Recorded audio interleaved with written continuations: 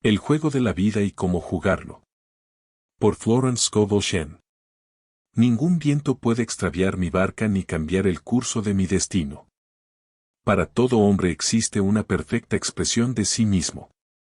Hay un sitio que él debe ocupar y que nadie podrá ocupar en su lugar, hay cosas que él mismo debe hacer y que nadie podrá hacer por él, ese es su destino. Esta idea perfecta, mantenida en el entendimiento divino, espera a que el hombre la reconozca. Pues la facultad de la imaginación es una facultad creadora, necesaria para que el hombre perciba la idea antes de que ésta sea realizada. Así pues, el llamamiento más elevado que puede recibir el hombre se refiere al designio divino de su vida. Es posible que no se tenga ni la menor idea de ello, pero lo cierto es que puede tener, profundamente escondido en sí mismo, algún talento maravilloso. Su llamamiento deberá ser, Espíritu Divino, abre la vía para que le se manifieste el designio divino de mi vida, que el genio que existe en mí sea liberado, que pueda comprender con toda claridad el plan perfecto. El plan perfecto comprende la salud, la fortuna, el amor y la perfecta expresión de sí mismo. Ahí está la cuadratura de la vida que trae consigo la felicidad perfecta. Después de haber hecho este llamamiento, grandes cambios pueden producirse en la vida de una persona, pues todos los hombres están lejos del designio divino.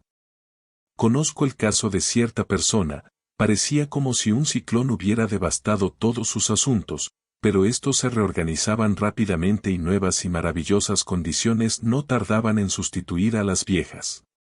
La expresión perfecta de sí mismo no se manifestará nunca como una tarea ingrata, pero tendrá un interés tan absorbente que parecía como si se tratara de un juego.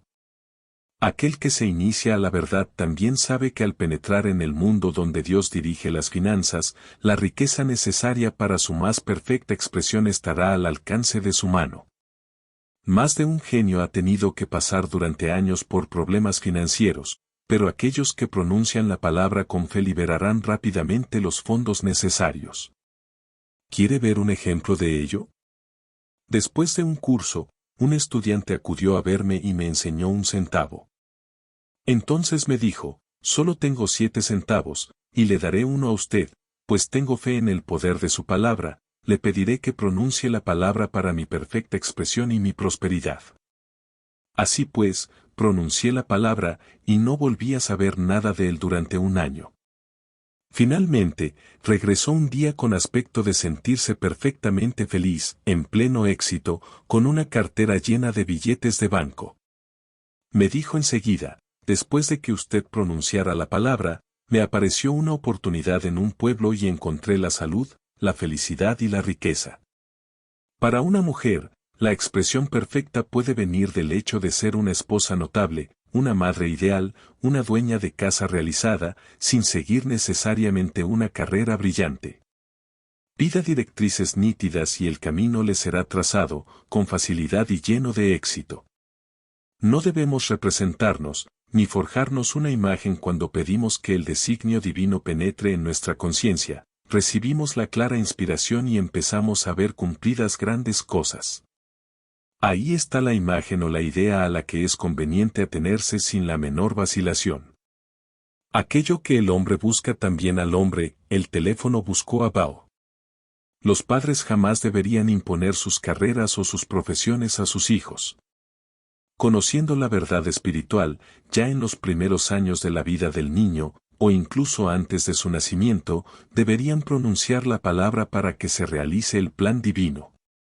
Un tratamiento prenatal debería hacerse de la siguiente manera, que Dios que está en este niño se exprese perfectamente, que los designios divinos para su espíritu, su cuerpo y sus asuntos se manifiesten durante toda su vida, durante toda la eternidad. Que la voluntad de Dios sea hecha y no la del hombre, según el modelo de Dios y no el del hombre.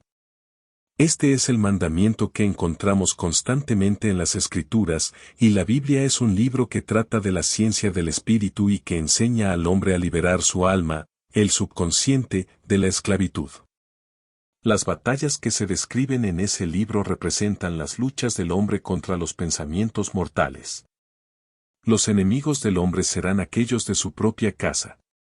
Todo hombre es Josué y todo hombre es David que extermina a Goliat, el pensamiento, el entendimiento mortal, gracias a una pequeña piedra blanca, la fe.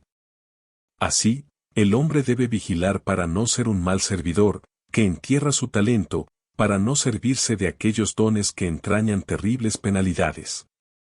Con frecuencia, el miedo impide al hombre expresarse correctamente. El miedo ha atormentado a más de un genio, pero el miedo puede superarse por medio de la palabra pronunciada o por el tratamiento. El individuo pierde toda la conciencia de sí mismo y siente solamente que hay solo un medio para expresar la inteligencia infinita. Se encuentra entonces bajo la inspiración directa, liberado de todo miedo, lleno de confianza, pues siente al Padre que hay en él y que actúa. Un joven asistía con frecuencia a mi curso, en compañía de su madre. Me pidió que pronunciara la palabra, para un examen al que iba a tener que someterse. Yo le aconsejé que hiciera esta afirmación: estoy unido a la inteligencia infinita, sé todo lo que debo saber sobre esta asignatura, poseía excelentes conocimientos de historia, pero no estaba muy seguro de sus conocimientos en aritmética. Tuve la ocasión de verle poco tiempo después, pronuncié la palabra para la aritmética y recibí una de las mejores notas, pero me fié de mí mismo para la historia y mis notas fueron muy bajas. El hombre recibe un golpe cuando está muy seguro de sí mismo, pues ha puesto toda la confianza en su personalidad y no en el Padre que está en él. Otra de mis alumnas me dio el siguiente ejemplo. Un verano, hizo un largo viaje, visitando numerosos países cuya lengua ignoraba. A cada instante pedía las directrices y la protección divinas, y todo se resolvía milagrosamente. Sus equipajes jamás se retrasaron ni se perdieron. Siempre encontraba los mejores hoteles y todo le fue perfectamente servido. Regresó a Nueva York, donde al conocer la lengua, pensó que Dios ya no era necesario e hizo sus cosas sin rogarle más. Todo le salió mal, sus equipajes se perdieron en medio de la agitación y del desorden. El estudiante de metafísica debe tener la costumbre de practicar la presencia de Dios a cada minuto. Reconocerle en todas las direcciones, porque nada es insignificante ni demasiado importante. A veces, un incidente pequeño puede transformar toda una vida. Robert Fulton, que se hallaba mirando hervir dulcemente el agua en una tetera, se imaginó un buque transatlántico. He visto con frecuencia a un estudiante retrasar su demostración por su resistencia o bien porque él mismo quería elegir su camino. De esta manera, limitaba su fe y paralizaba la manifestación. Mis caminos y no tus caminos, ordena la inteligencia infinita. En el caso de cualquier clase de energía, ya se trate del vapor o de la electricidad, es necesario un instrumento que no ofrezca ninguna resistencia y ese instrumento es el hombre. Constantemente, las Escrituras le aconsejan al hombre que esté tranquilo. Oh Judá, no tengas miedo, pero mañana sal a su encuentro, pues el Señor estará contigo.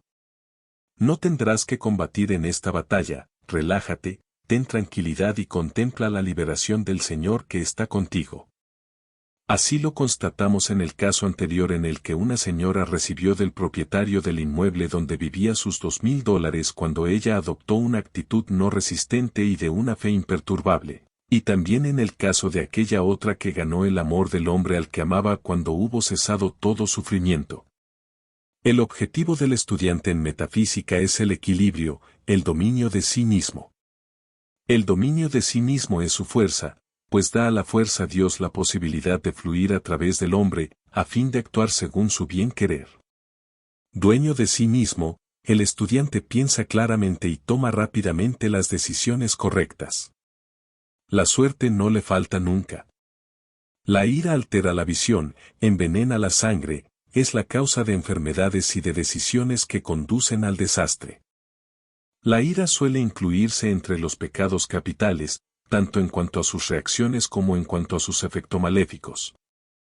El estudiante aprende que en metafísica la palabra pecado tiene un sentido mucho más amplio que aquel que se enseñaba antiguamente, todo lo que es contrario a la fe es pecado.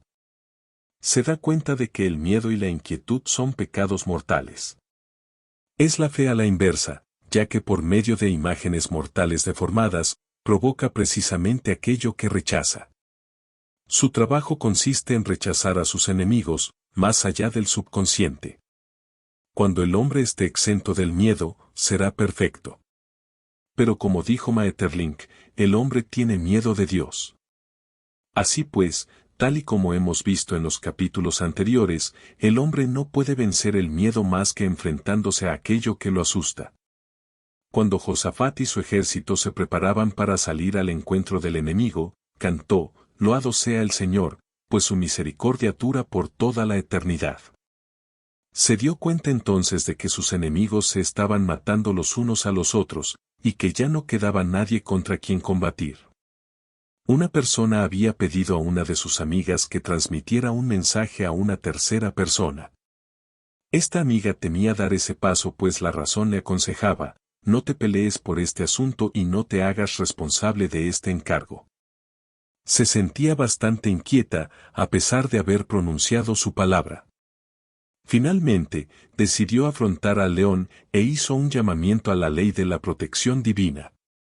Se encontró entonces con la persona a la que debía comunicar el mensaje que se le había encargado, abrió la boca para hacerlo así y en ese mismo instante, esa otra persona le dijo, tal persona dejó el pueblo, lo que hacía inútil el mensaje que debía transmitir, puesto que la situación dependía de la presencia en el pueblo de aquella persona. Como quiera que se le había rogado que actuara, es decir, que no resistiera, no se sintió obligada, precisamente porque no tenía miedo, la situación embarazosa desapareció por sí sola. Los estudiantes retrasan a menudo su demostración manteniendo la idea de que estaba incompleta, deberían hacer la siguiente afirmación, en el Espíritu Divino, todo está alcanzado, por lo tanto, mi demostración está completa, mi trabajo es perfecto, mi hogar es perfecto y mi salud también es perfecta. Cualquier cosa que pidamos, son ideas perfectas, archivadas en el entendimiento divino y que deben manifestarse por la gracia y de una manera perfecta. Hay que dar las gracias por haber recibido en lo invisible y prepararse activamente para recibir en el plano visible. Otra de mis alumnas tenía la necesidad de hacer una demostración pecuniaria, acudió a verme para preguntarme por qué esta demostración no llegaba a producir un resultado. Quizá tenga usted la costumbre de no terminar aquello que emprende, y su subconsciente haya tomado la costumbre de no llegar a terminar las cosas, como ocurre afuera ocurre adentro. Tiene usted razón, me respondió ella.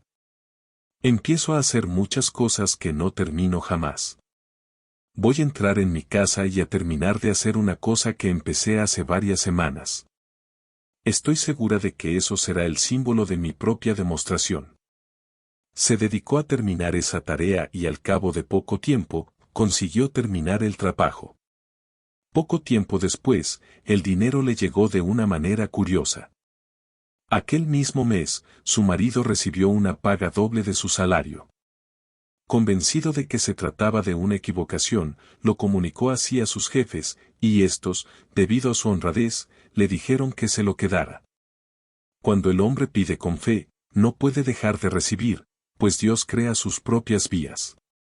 A mí, en ocasiones, me hacen esta pregunta, suponga que se tienen varios talentos. ¿Cómo saber cuál de ellos elegir?